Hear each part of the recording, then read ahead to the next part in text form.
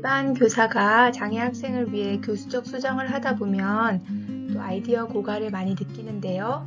교수적 수정 방법은 같은 차시라도 장애 학생이 뭘 좋아하는지, 의사소통은 가능한지, 글자를 아는지, 또 손 조작 능력이 어느 정도인지에 따라서 많이 다릅니다. 맞는 간장을 미리 준비해 두었다가 어느 음식에든 쉽게 넣어서 맛을 내는 것처럼 교수적 수정도 여러 교과에 걸쳐, 여러 주제에 걸쳐 사용할 수 있는 것들을 알아두시면 쉽게 적용하실 수 있습니다.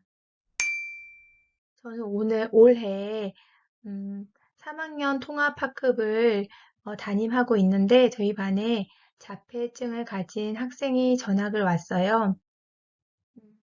듣고 이해하는 건 잘하는 편인데 아직 언어 표현이 거의 안 되는 학생인데 과학 시간 나위 한 살이 공부를 할 때 애벌레 그림에다가 뿅뿅이 아니면 스티커를 붙이면서 애벌레 개념을 익히도록 해보았습니다.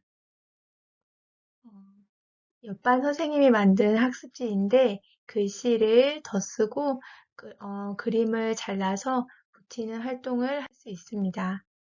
핀터레스트에서 개구리 한 살이라고 자료를 치면 학습지가 여러 개 나오는데 개구리 한 살이의 순서를 아는 것보다는 이 그림을 보고 이건 개구리야, 이건 알이야 라고 단어를 매칭하는데 네, 목표를 두었습니다.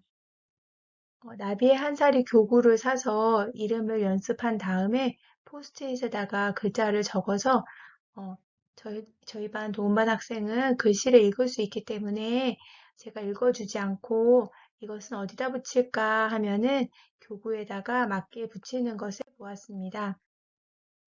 저희 보통은 수조 어디 있어? 그러면 그림을 톡톡 치고 그러는데 계속 그렇게 반복하면 좀 단조로울 수 있어서 수조에다가 스티커 붙여봐. 그러면 이렇게 스티커 붙이는 걸 좋아합니다. 사회의 고장의 여러 기관을 배울 때 글씨를 덧쓰고 또 그림을 잘라서 붙이기를 해보았습니다. 또 투명한 플라스틱 컵에다가 바다, 도로, 하늘 그림을 붙여놓고 배는 어디로 다니지? 그러면 바다에다가 쏙 넣어보자. 이렇게 해서 분류하기 활동을 했는데 분류하기 단원이면 이 틀을 계속 사용할 수 있을 것 같습니다. 이것도 마찬가지로 글씨를 덧쓰고 또 그림을 잘라서 붙이는 활동이었습니다. 아무것도 준비가 되지 않았을 때는 이렇게 백지에다가 형광펜으로 주요 단어를 써주고 덧쓰기를 하거나 아니면 글자를 보고 따라쓰기를 할 수 있습니다. 음, 친구들이 속담을 넣어서 글쓰기를 할 때 이렇게 색칠 공부가 있다면 인쇄해서 색칠 공부를 할 수 있습니다. 또 물감 사용하는 걸 붓이라는 거를 싫어한다면은 에그톡톡 물감을 사용해서 이렇게 톡톡톡톡 찍어주는 활동을 할 수 있습니다. 작년에 저희 반에 6학년 저희 반에 지적 장애를 가진 학생이 있었어요.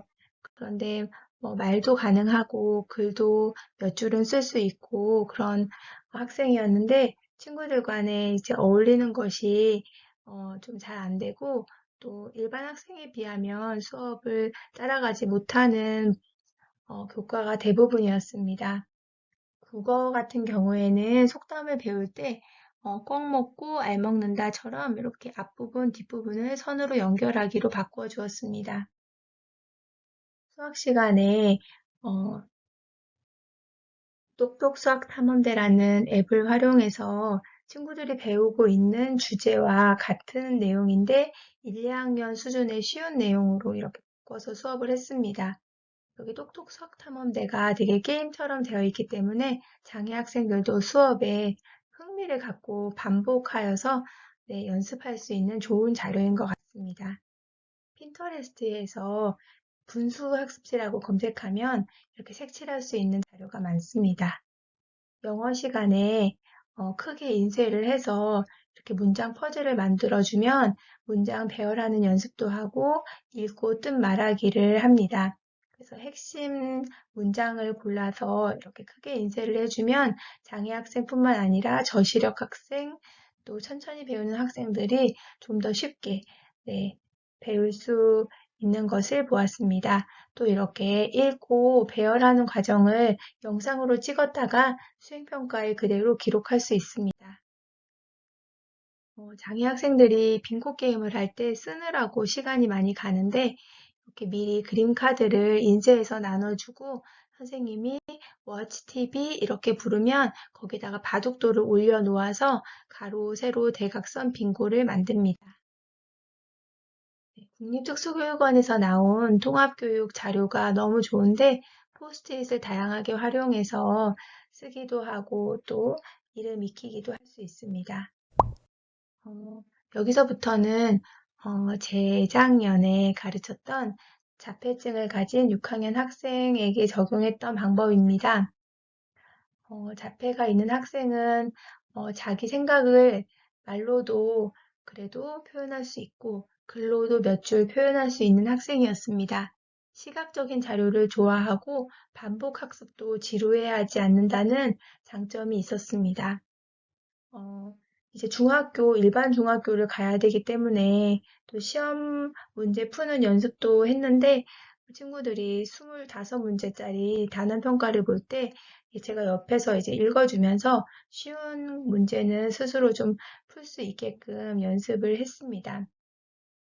그리고 세계 여러 나라를 배울 때 5대양 6대륙의 이름을 아는 것이 나중에 성인이 되었을 때도 좀 더 의사소통하기에 좋을 것 같아서 이걸 좀 중점적으로 가르쳐 보자 했습니다. 무드락에다가 백지도를 붙인 다음에 이쑤시개에다가 이렇게 깃발을 만들어서 5대양 6대륙 이름을 이렇게 깃발을 꽂아보는 것을 반복 훈련한 다음에 백지도에다가 5대양 6대륙 적어보기. 네, 그런 활동을 했는데 이것이 충분히 또 가능했습니다.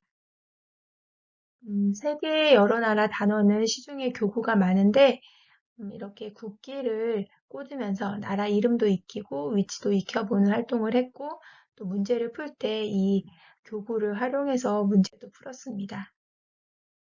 사회 시간에 노트 필기를 하는데 저희 반은 코넬 필기였거든요. 그런데 장애 학생이 아무것도 필기를 못하고 그냥 하얀 이렇게 노트에 줄만 긋는 것을 보았습니다. 그래서 어떻게 할까 고민을 하다가 코넬 필기 하고 싶은 학생들은 스스로 코넬 필기를 하고 또 마인드맵은 저랑 같이 칠판에 적으면서 음, 했는데 처음에는 이제 따라 쓸 수 있는 양이 적었는데 점점 더 많은 양을 더 보기 좋게 필기를 하는 것을 볼 수 있었고 하다 보니 일반 학생들도 대부분 마인드맵을 선호해서 네, 잘 활용을 했습니다. 과학 시간 우리 몸을 배울 때 몸속 기관 명칭을 아는 것에 목표를 두고 교구를 붙이면서 반복 학습을 하였습니다. 미술 시간에 또 세종대왕 도안을 나눠주고 페이퍼 크래프트를 했는데 이 학생은 가위질이 그 정도로 정교하지는 않아서 핀터레스트에서 피라미드 도안을 찾아주고 또 자르고 접고 붙이는 활동으로 대체했습니다.